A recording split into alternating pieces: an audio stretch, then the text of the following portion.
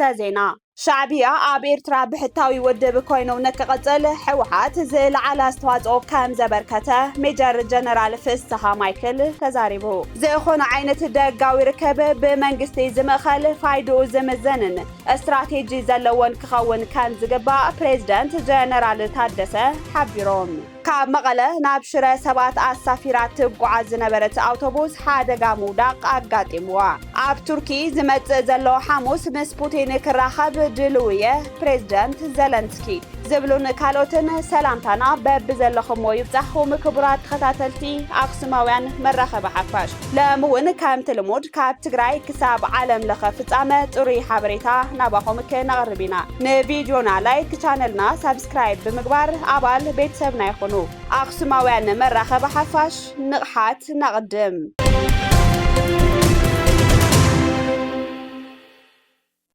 شعبية عب إرترا بحتاوي ودب كوينو نكغتل حوحات زل على استواطو كام زبركته ميجر جنرال فسها مايكل تزاريبو قدمي درجي زنبرت حوحات نهزبا اتحسب كمي كنقعز لنا يلوم زريو ما رح تون زنبروان درجي عب مدمساسون حوحات متكاتا زي باللومينا تاوي تايا يبل ميجر جنرال فسها كيدان مارام مايكل عب مدب تقراي بونا قريبو عب زنبرو تانحيت دحري أنا قدم درجي مدمساسو حوحات بهال أنا ناي حوحات أبدا ما يزلع حوحات قدم درجي زنبرت حوحات يعني قدم درجي زنبرت حوحات يحمق يصدق أفزبا يعني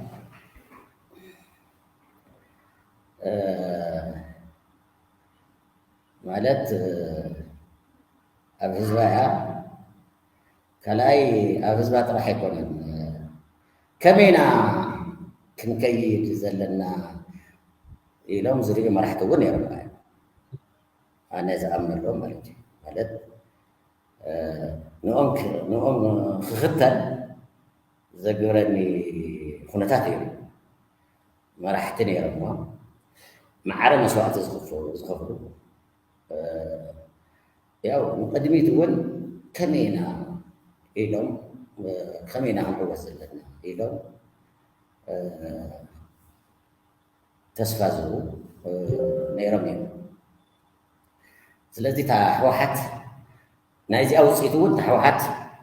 درجة مدرسة متكاتا زي والمينا تسقويتها تزويقون تودر تقارلاي أفتي زي نور أدلى يبالن جن تحوحت نتعاوت مخنيات كوينا يلي زامن دحر درج من دمساس جن حوحت الله يلي زامنو أمننا بتلي نا وصاغو ناريخو خد كله جن حوحت قدم درج من دمساس نورات حوحت دحر درجي الله زل شعبية نتقادل تحوحتن كاب قدمت حزوم بحوار يسرحو كان زنبرون ناي هقدف هلونا كالرقاقتن عب إرترا تودادار زي بلو ود بكوينو كغتل تقادل تحوحات عابي إجام تازاويت نايبل بخلت نقار شعبية دحنا يا مشاو حدا جنبارو حاليوم كمصو بقرنا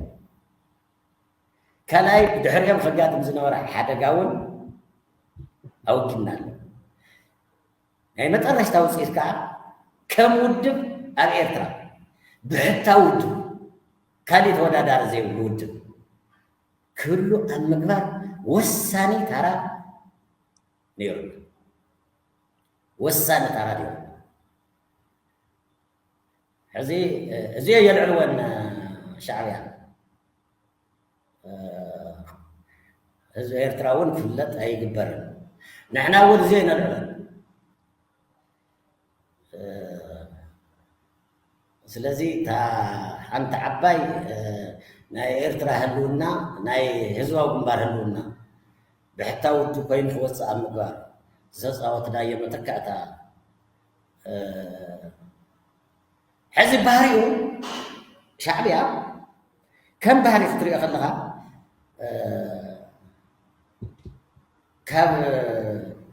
ካብ ጉልበት ኤርትራ ዝወፀዩ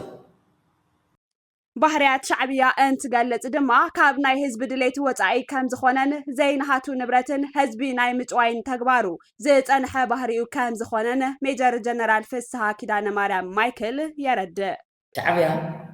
ካብ ባህርያም ተወጊሱ እተን ጽቡቓት ከላሽን እተን ጽቡቓት ናይ ርክብ መገናኛ መሳርሕታት እተን ጽቡቓት ናይ ቡድን መሳርሕታት ከትርፍዎን ይደልዩ ነይሩ። መጀመርያ 43 ያነ ትግራይ መፅያ ቀፂና ስሳ ሓደ እግሪ ኣብ መሬት እናገና መፅና ከትርፍዎን ይፍትኑ ነይሩ።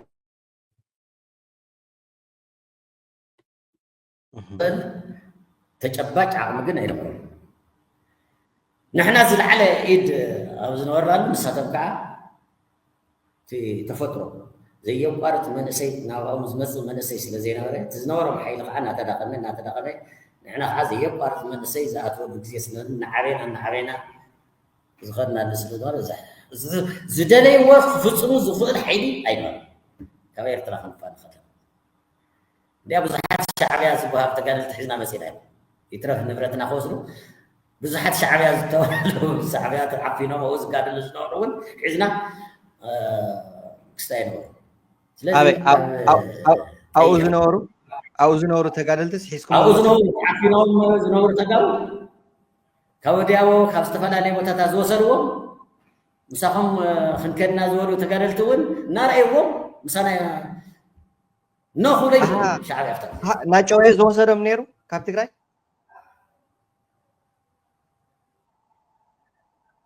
ቀደም ኣብዚ ናይ ደወታት ገፊፎም ዝወስድዎም ኣብ ጠቕላላ ኣብ ኤርትራ ዝነበሩ መናእሰያት ተጋሩ ኮይኖም ናይ ሻዕብያ ባህሪ ብመሰረቱ ኣብ ቅስቀሳ ዝተመስረተ ኣይኮነን። ወጣት ዝኣቱ መንእሰይ ዝኣቱ ኩሉ ግዜ ኣብ ግፋይ ተኸቢቡ ይሓድር ይግፈፍ ሳሕል ይለኣኽ ኣብኣ ይስልጥን ይኣምን ይጋደል። ኣብ ወፍሪ ቀይሕ ኮኸብ ዝተገብረ ወፍሪ ንሕና እንተዘይንሳተፍ ነርና ህግደፍ ከም ውድብ ኣይምቐፀለን ነይሩ ሓደ ክፍለ ዘመን ንድሕሪት ከይምለስ ጌርናዮ ኢና እታ ሕዚ እትቐትለና ዘላ ህግደፍ ኣይምርኣናያን ክብል ሓሳቡ ይገልጽ። ኣብ ቀይሕ ኮኸብ ዘመቻ ህዝባዊ ግንባር ክቕፅል ከም ውድብ ክቕፅል ወሳኒ ተራ ተጸብጥ ኣብዛ ግዜ እዚኣ ኣብዛ ችግር እዚኣ እንተዘይንሳተፍ ነርና ካሊእ ህዝባዊ ግንባር ክፍጠር ይኽእል እዩ። ካሊእ ዝኾነ ውድብ እውን ተፈጠረ ንባዕሉ ሻዕብያ እውን ተበታቲኑ ካሊእ ግን ሰለስተ ሓደ ዘመን ንድሕሪት ክምለሱ ነይሮም። ሓደ ዘመን ከይምለሱ ህዝባዊ ግንባር ከም ህዝባዊ ግንባር ክቕፅል ኣብ ምግባር ግን ኣብ ቀይሕ ኮኸብ ዘመቻ ወሳኒ ተራ ነይሩ። ሻዕብያ ዝኽተሎ ስትራቴጅን ሕወሓትን ከም ዘይራኸቡን ሻዕብያ ካብ ህዝባውነት ወፃኢ ምዃኑ ዝገለጸ ሜጀር ጀነራል ፍስሓ ማይክል ህዝባዊ ግንባር ክቕፅል ከም ውድብ ክቕፅል ወሳኒ ተራ ተጸብጥ ኣብዛ ግዜ እዚኣ ኣብዛ ችግር እዚኣ እንተዘይንሳተፍ ነርና ካሊእ ህዝባዊ ግንባር ክፍጠር ይኽእል እዩ። ካሊእ ዝኾነ ውድብ እውን ተፈጠረ ንባዕሉ ሻዕብያ እውን ተበታቲኑ ካሊእ ግን ሰለስተ ሓደ ዘመን ንድሕሪት ክምለሱ ነይሮም። ሓደ ዘመን ከይምለሱ ህዝባዊ ግንባር ከም ህዝባዊ ግንባር ክቕፅል ኣብ ምግባር ግን ኣብ ቀይሕ ኮኸብ ዘመቻ ወሳኒ ተራ ነይሩ። ሓደ ግዜ ይዝክር ወዲ ወረደ ኣብ ሓደ ቃለ መጠየቕ ወሳኒ ተራ ነይሩና ኢሉ ተገሊጹ ነይሩ። ትክክለኛ እቲ ሓሳብ ፖለቲከኛታት ከዓ ኣይ ወሳኒ ደጋፊና ነርና እምበር ወሳኒ ተራ ይነበርናን ኢሎም ወዲያ መልሲ ዝሃቡ ትዝ ይብለኒ። ኣብዛ ግዜ እዚኣ ሻዕብያ ንሕና ኣብ ቀይሕ ኮኸብ እንተዘይንሳተፍ ምስታፍ ኣይኮነን ምስታፍ ኖርማል ተዘይንህሉ ነርና ተሓዚ ንሪኣ ተሓዚ أنا ملست قتلنا زلا هيقدف أمرنا ينزل حسابي زلا ኣብ መወዳእታ እውን ንባዕልና ህልውና ዲና ንጋደል ነርናስ ንሻዕብያ ንባዕለይ ሕቶ ይፈጥረለ እዩ ዝብል ሜጀር ጀነራል ፍስሓ ማይክል ንሻዕብያ ንምድሓን ብዙሓት ተጋሩ ብፆተይ ተሰዊኦም እዮም ድማ ይብል ተመስለካ ሕዚ ኣስገደ ናብኣቶም ቅርብ ዝበለ እዩ ተረዲኻኒ ብፖዚሽን ኣነ ከም ብታሻባ ዝበረትኒ ፖዚሽን እንደ ዝዕቅን ሕዚ ኣነ استراتيجيك مراحين وركون اوبريشنال مراحين وركون جن مستوم مراحت جن اوبريتري كم اخلاي كوميتي مالك انت مسي فتحي ينبوي سويله خري خلهم جن نشعل يارينا نشعل يا نزوا جنبار لنا دينا نقادلنا الناس نوعلنا جن يحسن تعب يا حزي تنزل هذي حدا بحتاوي ودب على إيرترا كل متكاتني زيلنا زيول مينا تسبقت بحتاوي ودب تفاخر ودو زيول بعد بحتاوي زواج مبارك كون كير كلاي أبت عمي برخاز حصر كتأفز البو هيك أي حقوق زمشان بمول عقلنا كنا دحنا يا زح تقراوي زح ود تقراي ابسح الكلام عزهن تنوسنتي درجي زفتن فتناتات او تقارين تنوسنتي او نقفا حزي وسي وازنوري وسن فراز نورو نانا ما راح توصلني يوم على شو نقول صحيح وسام تراز نورو سلازي ابزي اول ندحنا اب ايرتراون ندحنا سلك خطري خلى خابس انا ناس انتم حتون قدبو كله استوارقنا نحن تقارينا نمتاينا ناتاتهم باريا خوينا بعلنا خينا بعلنا نعبينا اوانا نصرح وقعت مدققا انت خوينكا زي مدققنا زو الحساب هذا ኣብዚ ሕዚ እዋን ምስ ኤርትራ ዝግበር ዘሎ ውሽጣዊ ርክብ ደኣ ዋጋ ከም ዘየኽፍለና እንታይ መረጋገፅ ኣሎ ኩሉ ትግራዋይ ከሓስበሉ ይግባእ ናይ ኣክሱማውያን መልእኽቲ እዩ ዝኾነ ዓይነት ደጋው ርክብ ብመንግስቲ ዝምኸል ፋይድኡ ዝምዘንን ስትራቴጂ ዘለዎን ክኸውን ከም ዝግባእ ፕሬዚደንት ጀነራል ታደሰ ሓቢሮም ፕሬዚደንት ሌተናል ጀነራል ታደሰ ነዚ ዝገለጹ ትማሊ 3 ጉንበት 2017 ዓ.ም ኣብ ዞባ ደቡብ ትግራይ ምስ ዘለው ኣመራርሓ ሓይልታት ጸጥታ ትግራይ ኣብ ዝተፈላለዩ እዋናዊ ዛዕባታት ኣመልኪቶም ኣብ ዘካየድዎ መድረኽ ዘተዩ ናይ ሓይሊ ስጉምቲ ዘላቂ ሰላምን ዘተኣማምንን ድሕንነት ትግራይ ንምርግጋጽ ከም ዘይከኣል ዝሓበሩ ፕሬዚደንት ታደሰ ወረደ ንኹሎም ጸገማት ብሰላማውን ፖለቲካውን ኣገባብ ጥራሕ ክፍታሕ ከም ዘለዎ ሓቢሮም ኣብዚ እዋን እዚ ነንርእስና እናተሓላለኽናን እናተወጣጠርናን ክንከይድ ኣብ ዘይንኽእለሉ ብርኪ በፂሕና ኢና ዝበሉ ፕሬዚደንት ታደሰ እቲ ዘለና እንኮ ዕድል ተደጋጊፍና ንተሓጋጊዝናን ውሽጣዊ ጸገማትና ምፍታሕ ምዃኑ ገሊጾም ዝኾነ ዓይነት ደጋው ርክብ ብመንግስቲ ዝምእኸል ፋይድኡ ዝምዘነን ስትራቴጂ ዘለዎን ክኸውን ከም ዝግባእ ፕሬዚደንት ጀነራል ታደሰ ብምግላጽ ኣብ ዝሓለፉ እዋናት ዘጠፋኣና ኩሉ ዘኽብሮ ማእኸል ግድን ክህልወና ክንገብረለና ኢሎም ብሓፈሻ ኣብቲ መድረኽ ኣብ ትግራይ ኣጋጢሙ ዘሎ ጸገም ፖለቲካዊ ምዃኑ ብምግላጽ ነባሪ ሰላምን ዘላቂ ፍታሕን ክረጋገጽ ዝኽእል ብሰላማውን ፖለቲካዊን ጥራሕ ምዃኑ ተሰሚሩሉ እዩ ክብል ቤት ጽሕፈት ፕሬዚደንት ሓቢሩ بمنجد أير إثيوبيا زجبر زلوا كلكلا جعزو دو كبل نتوعيلو بيرو بحلن توريزمن تجراي بتحت عدي ناب إثيوبيا كيمتو بمنجد أير إثيوبيا زجبر زلوا كلكلا جعزو دو كبل بيرو بحلن توريزمن تجراي نمينستر بحلن توريزمن فيدرال أبز صحافو دبدبي توعو دحري وعلى بريتوريا أب كبيد كونتات كوينا عودة توريزم تجراي كنقاغح مثل كللنا نمستخالن سلامن مرقق ምዃን ዓሲሉ መናእሰይ ብዓውዲ ቱሪዝም ስራሕ ክፍጠረሎምን ዝተፈላለዩ ስራሕቲ ክንሰርሕ ጸኒሕና ኢና ይብል እቲ ቢሮ ኣብ ዝጽሓፎ ደብዳቤ ኣብ ወርሒ መጋቢት 2017 ዓ.ም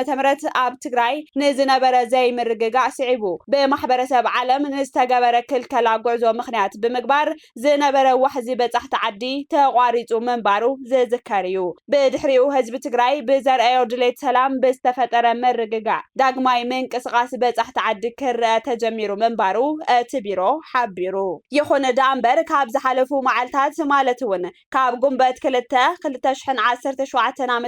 ጀሚሩ ምኽንያቱ ብዘይተፈለጠ መንገዲ ናብ ትግራይ ዝመጹ በጻሕቲ ዓድን መዳርግቲ ኣካላትን ዝተፈላለዩ ፕሮጀክትታት ወጻኢ ዓዲ ብመንገዲ ኣየር ኢትዮጵያ ክልከላ ይግበረሎም ከም ዘሎ ናብ ቢሮና ብዘቕረብዎ ቅሬታ ፈሊጥና ኣለና ኢሉ እቲ ቢሮ ዝተበላሸወ ዓውዲ ቱሪዝም ብሓባር ንምህናጽ ኣብ ንጽዕረሉ እዋን ከምዚ ዝበለ መሕዘንን ሞራል ህዝቢ ዘትንክፍን ከምኡውን እቲ ዝድለ ሰላምን ምርግጋእን ከይመጽእ ዝገብር ተግባር እዩ ይብል እቲ ቢሮ ብምዃኑ ሚኒስተር ባህልን ቱሪዝምን ፌደራል እቲ ጉዳይ ዘስዕቦ ሓደጋ ኣብ ግምት ብምእታው መዝምልከተኩም ኣካላት ብምዝርራብ ህጹጽ ፍታሕ ክግበረሉ ንጽውዕ ብምባል ኣብ ዝቕጽል ዓውዲ ቱሪዝም ንምንቕቓሕ ብሓባር ንምስራሕ ዘለና ድልውነት ክንገልጽ ንፈቱ ክብል ቢሮ ባህልን ቱሪዝምን ትግራይ ንሚኒስተር ባህልን ቱሪዝምን ፌደራል ኣብ ዝጽሓፎ ደብዳቤ ጸዊዑ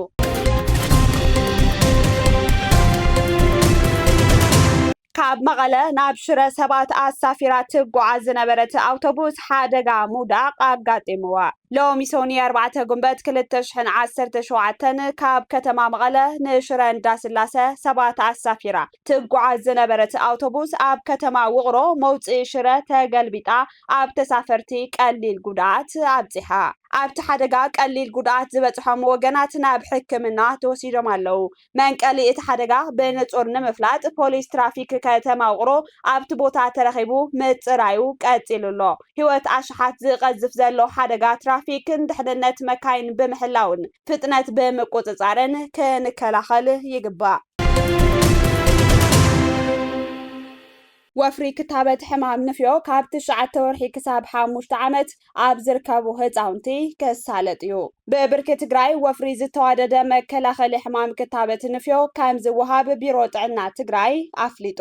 እቲ ቢሮ ነዚ ዘፍለጠ ኣብ ዝተፈላለዩ ጉዳያት ኣድሂቡ ጋዜጣዊ መብርሂ ኣብ ዝሃበሉ እንትኾን ኣብ ኢትዮጵያ ይኹን ትግራይ እቲ ሕማም ብመልክዕ ለበዳ ይርአ ከም ዘሎን እቲ ዝተዋሃበ ክትባት መከላኸሊ ሕማም ንፍዮ ካብ 6 ክሳብ 15 ጉንበት 2017 ዓ.ም ከም ዝኾነ ሓላፊ እቲ ቢሮ ዶክተር ኣማኑኤል ሃይለ ገሊጾም እቲ ክታበት ካብ 9 ወርሒ ክሳብ 5 ዓመት ንዝኾኑ ህፃውንቲ ቅድሚ ሕጂ ይከተቡ ኣይከተቡ ኣብ ማእኸላት ናቕጣ ወፍሪ ክታበት ከም ዝወሃቦም ተሓቢሩ ብመሰረት እዚ እቲ ክታበት ኣብ 84 ወረዳታትን 422 ማእኸላትን ናቕጣን ዝወሃብ ኮይኑ ወለዲ ደቆም ሒዞም ከይዶም ከም ዘኽትብዎም ተሓቢሩ ካብዚ ብተወሳኺ ጎኒ ጎኒ እቲ ክታበት ዝተፈላለዩ ስራሕቲ ከም ዘሳለጥ ተሓቢሩ እቲ ወፍሪ ዕውት ንክኸውን ኩሉ ክረባረብ ዝፀውዑ ዶክተር ኣማኑኤል ጉዳይ ነዳዲ ወረዳታትን ካልኦትን ክሕግዙ ኣተሓሳሲቦም ኣብ ቱርኪ ዝመጽእ ዘሎ ሐሙስ ምስ ፑቲን ክራኸብ ድልው እየ ፕሬዝዳንት ዘለንስኪ ፕሬዝዳንት ዩክሬን ቮሎዲሚር ዘለንስኪ ምስ ፕሬዝዳንት ሩሲያ ቭላዲሚር ፑቲን ኣብ ኢስታንቡል ቱርኪ ተራኺቦም ንምዝርራብ ድልውነቱ ገሊጹ እቲ ፕሬዝዳንት ኣብ ኤክስ ድሕረ ገጹ ከም ዝጸሓፎ ንቀጥታዊ ዘረረብ ሰላም ሩሲያ ዘቕረበቶ እማመ ብሓጎስ ተቐቢሎም እኳ እንተነበሩ ቅድሚ ስምምዕ ምጅማሩ ግን ተኽሲ ደው ምባል ክህሉ ከም ዘለዎ ኣስሚሮምሉ ፕሬዝዳንት ዘለንስኪ ብተወሳኺ ፕሬዝዳንት ሩሲያ ቭላዲሚር ፑቲን ቀጥታዊ ዘረረብ ክገብር ዘቕረቦ ጻውዒት ኣወንታዊ ምልክት ምዃኑ ኣመልኪቱ ብመሰረት ጸብጻብ ሮይተርስ ፕሬዝዳንት ዘለንስኪ ዝመጽእ ዘሎ ሐሙስ ኣብ ቱርኪ ከተማ ኢስታንቡል ንፕሬዝዳንት ቭላዲሚር ፑቲን ከጽባዩ ምዃኖም ገሊጾም እቲ ፕሬዝዳንት ዓለም ብምልእታ ነዚ ካብ ዝጽበዮ ነዊሕ ኮይኑሎ ይኹን እምበር ዝኾነ ይኹን ግጭት ንምውጋድ ቀዳማይ ስጉምቲ ተኽሲ ደው ምባል ክኸውን ኣለዎ ኢሎም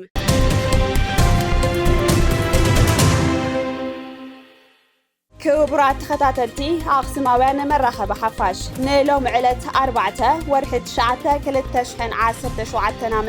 ዝሓዝናዮም ምድላዋት ዜና ኣኽሱማውያን እዞም ክትከታተልዎም ዝጸናሕኹም ይመስሉ ነይሮም። ምስ ዝተረፉ ምድላዋት ኣኽሱማውያን ቴሌቪዥን ሰናይ ጻንሒት